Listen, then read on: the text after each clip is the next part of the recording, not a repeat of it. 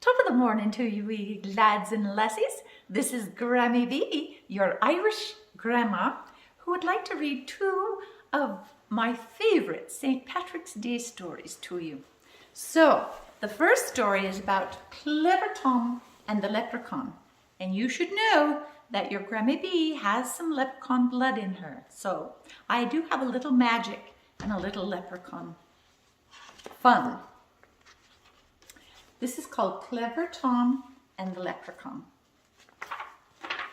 There he is in the doorway, Clever Tom. We'll find out if he's really clever or not. Oh, one fine day, on Lady Day in the harvest, Tom Fitzpatrick took a ramble down the lane.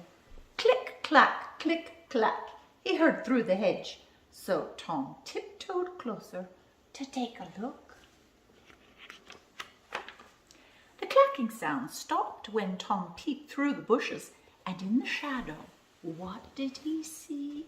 Why, a big gallon pitcher and a teeny tiny man with a brown leather apron and a three-cornered hat. Up the small man climbed on his wee wooden stool and dipped his little piggin into the crock. Then he settled down with his full mug beside him to hammer on the heel of a fairy-sized shoe. By the power, thought Tom, it's a leprechaun. If I catch him and scare him, he'll give me his gold. Since I'm a clever fellow, that should be simple. Before the sun sets, I'll have my fortune made. Tom stared at the leprechaun and tried not to blink. He knew that if he looked away, the old man would escape.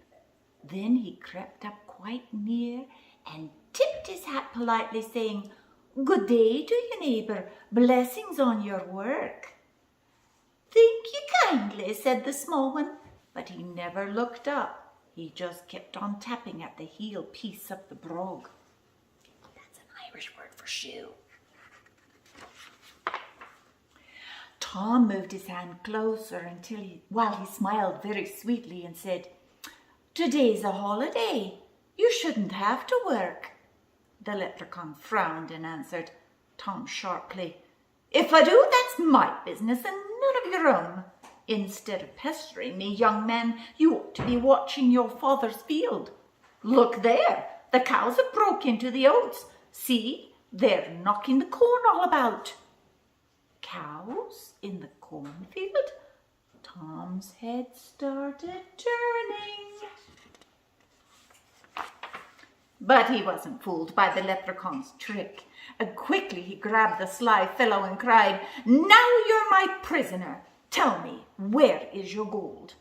The leprechaun wiggled and twisted and whined. "I'm just a poor man." But Tom held him fast. "You and I both know you're lying," said Tom, and he made a fierce, frightened face. Finally, the leprechaun quit squirming and said, "Tom Fitzpatrick, you're too clever for me. I see you're after my buried treasure, so I'll have to show you where it is hid." With his eye on the bitty man locked in his fist, Tom followed where the leprechaun led him. He traipsed over a hill and under some hedges and through a ditch and across the peat bog. At last, just when Tom feared he'd been hoodwinked, he found himself in a great field of weeds. "Dig there," said the leprechaun, pointing to a bush. "Deep under that bullion is where I put my gold." Bullion is the word for these flowers. "Thunderation," said Tom, "I need to fetch my spade. But when I return, it'll be lost. There are 40 acres of bullions here, and each plant looks just like the other." You can see they all look the same. If he goes away, he won't be able to find the right bush. Still watching the leprechaun, Tom figured out a plan. He tied his bright red garter on the bush.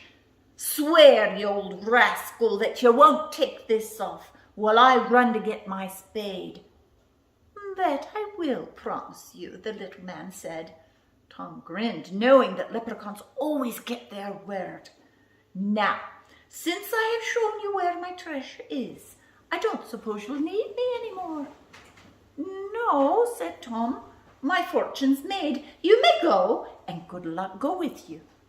"Then goodbye, Tom Fitzpatrick," said the leprechaun. "May you do much good with what you find." Away Tom ran as fast as he could run, figuring out how he'd spend the gold. Then back he came with his shovel in his hand, back to the field of bullions. But when he got there, lo and behold, a garter just like his own was tied to each and every bush as far as he could see. They all have one of those little red tags on it. Tom dug under the bullion where he thought he'd tied his garter, but nothing was buried under that bush, and so he dug under another. He dug to the east and he dug to the west, and still he found no treasure. The harvest moon rose as he dug to the north, and it set as he dug southward. When the sun came up, Tom saw he'd dug 100 holes, and tired Tom Fitzpatrick knew he couldn't find the gold, so he gave up and headed for home. That leprechaun tricked him, didn't he? From then on, Tom always carried his spade, and he never stopped listening for a tapping in the field. Every chance he'd get, he'd tell how he nearly found the gold. "And since I'm a clever fellow," Tom would end his tale, "the next time I catch that leprechaun, I'll have my fortune made." You can see the leprechaun's hiding there. And how he's an old man, so it's been many, many years. That's one of my favorite stories about a leprechaun. Now, this one, whoa, I'm going to throw my book around. This one is called St. Patrick's Day in the Morning. It's about a little Irish boy and his dog. There's some green picture for you. That's the village where he lives. I can do this. St. Patrick's Day in the morning. There's his village. There's his hat, his flute. Jamie wakened early and remembered that it was St. Patrick's Day. He climbed carefully over his big brother Kevin and his bigger brother Sean.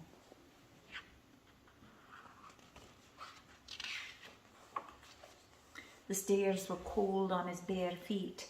The kitchen was cold too, the fireplace full of dead ashes like chalk. Nell, the sheepdog, lay in the rocker.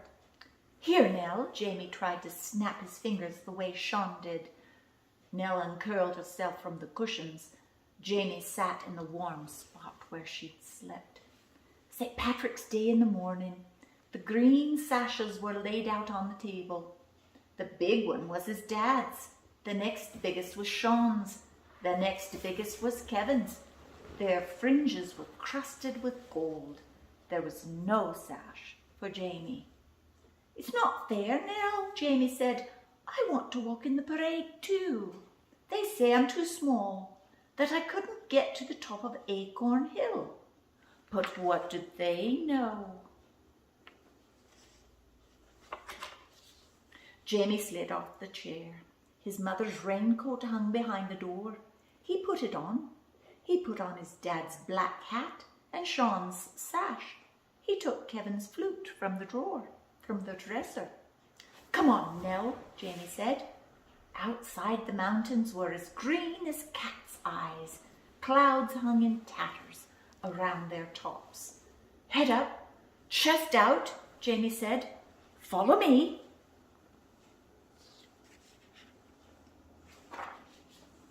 They marched down the street. None of the chimneys was smoking yet. Milk bottles stood on front steps waiting to be let in. So it's pretty early in the morning. Kit Kelly's donkey put her head over her gate. "A happy St. Pat's to you, donkey dear," Jamie said. He lifted his hat the way his dad did to the ladies. Kit Kelly's donkey curled her lip. "Silly donkey," Jamie said, "what do you know?" The sky was the colour of his mother's pearl brooch, the one she wore on Sundays. Jamie marched down the middle of Main Street, past the shuttered shops. Do you know what a brooch is? Brooch is a pin that you wear on. It's kind of like jewellery. Barney the baker was a white blur behind his window. There was a whiff of bread baking. Nell turned her head toward the smell and drooled. "Come on, Nell," Jamie said. Hubble the hen man trundled his wood wheelbarrow along the footpath. His eggs were piled in it, all brown and white. "Good morning to you," Jamie said. "I see your hens are laying well." "It's the sweet corn and the sweet talk I feed them," Hubble said. "Pick yourself an egg, Jamie." Jamie took a brown one off the top. It was still warm from the hen. "Happy St. Pat's," Jamie said, and he lifted his hat. He put the egg safe in his pocket. Jamie and Nell walked under the arches that spanned the street. Jamie wet the end of the flute with spit like Kevin did. Then he blew on it, and oh, the sounds he made! He puffed his cheeks. His fingers danced across the windholes. Nell howled and put her tail down. Silly Nell! What did she know? Mad old Mrs. Mulligan threw open her window and leaned out. "Save us all!" she yelled. "It's the terrible noise you're making, Jamie Donovan." She banged her window shut. That mad old Mrs. Mulligan, what did she know? Mrs. Mulligan's big red rooster cock-a-doodled from the roof. His wattle rattled and Nell howled again. It was as good a chorus to go with the music. Jamie was sorry there was no one to hear but mad old Mrs. Mulligan. Do you think he's making nice music that people want to listen to? It was hard climbing up Acorn Hill with all Jamie's breath going into the music. He'd better save his strength for the marching. He put the flute over his shoulder and stepped out. Mrs. Sims of the halfway up sweet shop leaned on her half door. "You're the early one," she said. "Come on in, Jamie. You likely could use some refreshments." Jamie's head came to the level of Mrs. Sims' counter. Bottles of ginger ale stood on it. When he looked through them, everything was orange. Mrs. Sims gave him a bottle all for himself. She gave him a bun with a cherry on the top, too. Nell let her tongue hang out and begged nicely. Mrs. Sims threw her 2 jelly beans. Jamie ate his bun. He put the ginger ale bottle in his other pocket, the one that wasn't carrying the egg.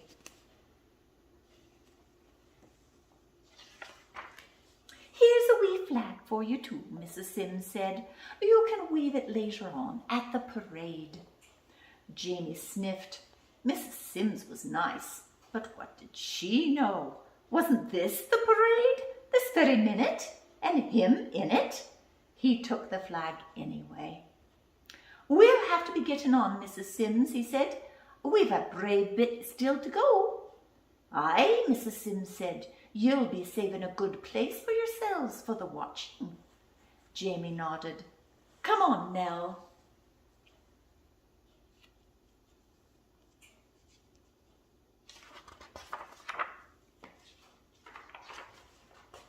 That's a hard one. There we go. The flute was getting awful heavy on Jamie's shoulder. He held the flag out in front of him. It was a very small flag, but it felt heavy too. "Don't be giving up now, Nell," Jamie puffed. "We're nearly there." They turned the sweep of Acorn Hill, and they were there. Jamie stopped. "Look, Nell." In front of them was the field where the bands would be and the stage for the Irish dancing.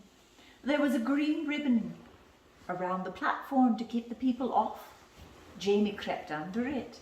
He sat right in the middle of the stage, and Nell lay beside him. The sun was coming up.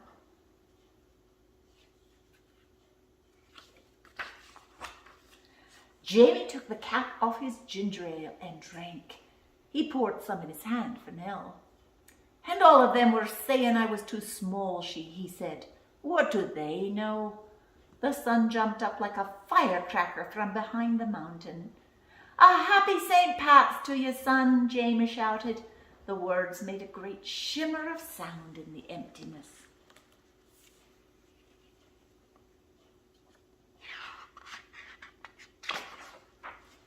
Jamie pushed Nell's head from his knees and stood up.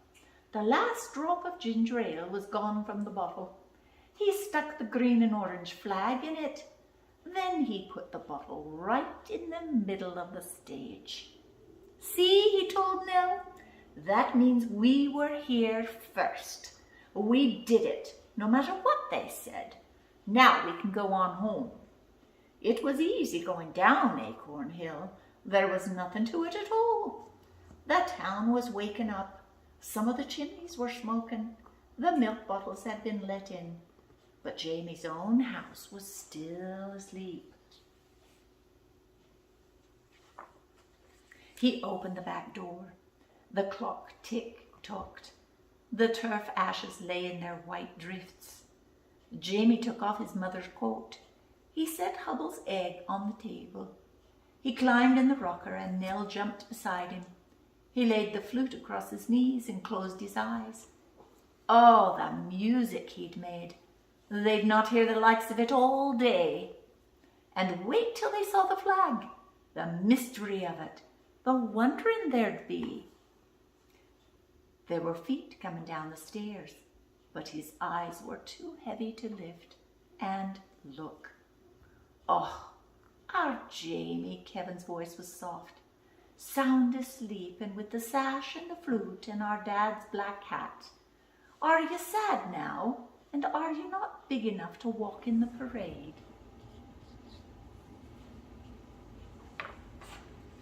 Jamie kept his eyes closed and smiled. Silly Kevin. What did he know?